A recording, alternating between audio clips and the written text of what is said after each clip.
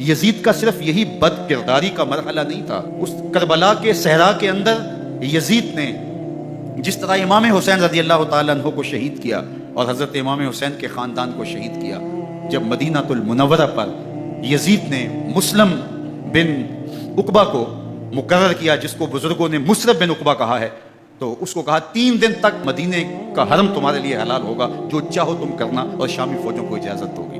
تو وہاں بھی انہوں نے 10,000 تابعین اور 700 صحابہ کو شہید کیا۔ حضرت ابو سعید خدری رضی اللہ تعالیٰ عنہ گھر سے باہر نکلے، کافی بوڑھے ہو چکے تھے، تو انہوں نے حضرت ابو سعید خدری کو پکڑ لیا، کہا تم کون ہو؟ کہا مجھے ابو سعید خدری کہتے ہیں۔ تو کہا ہاں تمہارا نام سنا ہے، اور داڑھی سے پکڑ کے کھینچا اور کہا کہ ہے تمہارے پاس جو ہمیں دو؟ تو کہا کہ میرے پاس تو کچھ بھی نہیں، میں تو فقیر آدمی ہوں۔ تو ان کے گھر ان کو لے گئے، تو 2 کبوتر رکھے تھے حضرت ابو سعید خدری نے، تو وہ کبوتر لوٹ کے لے گئے۔ تو ایک خاتون کے ابھی بچہ پیدا ہوا تھا، اور قابلہ نے، داہیہ نے وہ بچہ ماں کی چھاتی پہ لٹایا، اور وہ ماں کا پہلا دودھ پی رہا تھا۔ تو یہ جا کے کہنے لگے نکالو تمہارے پاس جو کچھ ہے وہ ہمیں دو، ورنہ تیرے بچے کے نہیں چھوڑیں گے۔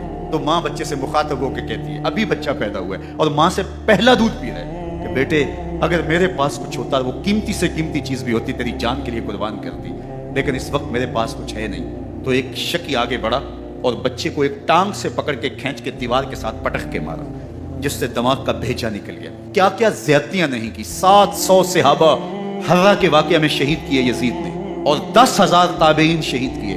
مسجد نبوی میں ممبر رسول کے ساتھ گھوڑے باندھے، اور وہ ممبر رسول اور مصلی رسول کے قریب لید کرتے رہے۔ 3 دن تک مسجد نبوی کے اندر گھوڑے بندے رہے، اور مدینہ کی حرمت پامال کی۔ مدینہ کے گھروں کے اندر یہ بدتماش داخل ہوئے، اور جو بدکاریاں انہوں نے کی، کلیجہ منہ کو آتا ہے۔ 1002 شیزائیں ان بدکاروں کی بدکاریوں کی وجہ سے کواری حالت کے اندر حاملہ ہوئی۔ 3 دن تک مدینے کا حرم انہوں نے پامال کیا، اور پھر مکہ المکرمہ میں کعبۃ اللہ پر گولے برسائے، اور کعبہ کا غلاف جل گیا۔ وہ تو یزید مر گیا، اور حضرت عبداللہ ابن زبیر رضی اللہ تعالیٰ عنہ نے اپنی خلافت کا اعلان کیا۔ یزید کے یہ کرتوت تھے، ادھر اہل مدینہ کو ستایا، ادھر اہل مکہ کو ستایا، اور رسول اللہ صلی اللہ علیہ وسلم کے خانوادے کی بے حرمتی اور توہین کی۔ نہ صرف انہیں قتل کیا گیا، ان کی لاشوں پہ گھوڑے دوڑائے۔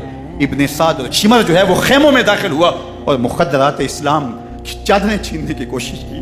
حضرت زینب سلام اللہ علیہا نے مخاطب ہو کے کہا ہمارے چہرے کے رکھوالے چلے گئے ہیں، ظالم تو خیال نہیں کرتا ہم رسول اللہ کی بیٹیاں ہیں۔ حضرت شہربانو، حضرت زین العابدین اور حضرت زینب سلام اللہ علیہ، ان تینوں کو ایک اونٹ پہ باندھا گیا، اور باقی اونٹوں پہ باقی سادات کو، حضور کی شہزادیوں کو باندھا گیا، رسیوں میں جکڑا گیا، اور اونٹوں پہ باندھ کر کے کوفے کی جانب آگے آگے شہیدوں کے سر چل رہے ہیں، اور پیچھے یہ قافلہ چل رہا ہے۔ اور جب یہ قافلہ وہاں سے گزرا جہاں لاشیں پڑی تھی، امام زین العابدین 14 سال کے تھے اور بیمار تھے، اور ان کا حوصلہ نہ ہوا، وہاں غشی ان کے اوپر آنے لگی۔